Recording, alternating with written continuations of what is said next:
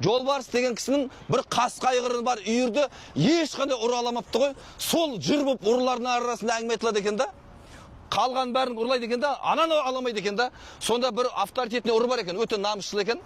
Қайтсем де осы қасқа айғырдың үйірін ұрлайын депті ғой, қасқа айғырдың. Сөйтіп дайындалыпты ғой. Бұлардың да аттары андай болады екен ғой. Жағы дайын неге. Сонымен түнделетіп жүріп, күндіз ұйықтап, түнделетіп жүріп, ақыр ана таудың басына жетеді ғой. Жаңа Жолбарыс деген кісінің қасқа үйірі бар жерін іздеп табады ғой. Бұның ұзын, бұзау бас қамшысы бар екен, ұзын. Келе жатқан айғырды кісінеп келатқан үйірін қорғау керек қой айғыр деген еді. Бұл айғыр деген түсінбеймін. Мектеп оқымаса да үйірін қорғай береді екен ғой. Бізде мектеп оқыса да қорғап атқан жоқ қой, қыздарын, әйелдерінше. Тойда көрінген еркекпен билетеп қарап тұратын бір адам сияқты бір кісілер болады өзі. Әйелін көрінген еркекпен билетіп тұра беретін.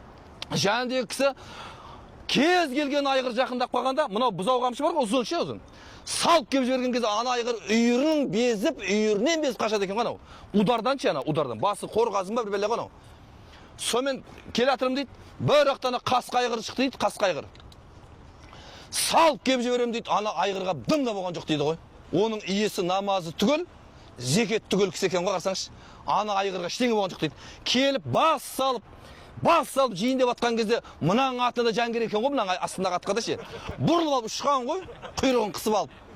Сонымен қазір мына төбеге шыққаннан кейін қалатын шығар, ана айғыр деп кетіп баратын дейді. Жоқ, қалатын түрі жоқ. Келесі қырға шықтым дейді.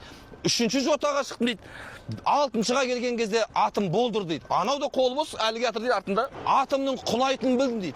Егер қазір атым тоқтаса, құласа, жығылса, екеуміз де өлетінімізді біліп тұрмын дейді. Сосын айттым дейді, я Алла, осыдан мені құтқарсаң, ұрлығымды қойып намаз оқимын деп айттым дейді. Сөйтіп ана айғыр бұрылып та кетіп қалды дейді ары қарай. О, ата, енді амал жоқ, намаз оқу керек енді. Сонымен бұл Совет өкіметі кезінде болып жатқан оқиға ғой, Совет өкімет. Сөйтіп намазға түсіп кеткен ғой.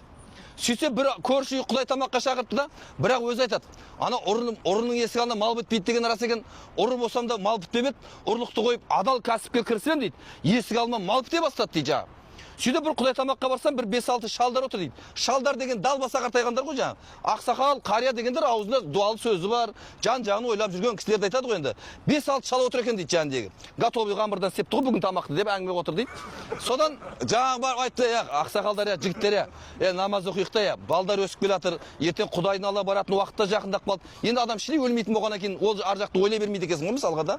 Содан сөйтсе, не болды? Кезінде ұрлық істепсем, енді бізге сен не уағыз айтайын дедің ба сен? Дағуат айтайын дедің ба деген ғой анау. Сөйтсе, ой дейді да. Бұларды айғыр қуаламаған ғой дейді да. Айғыр қуалағанда баяғыда намаз оқып кететін аттан. Соқсап, атана деген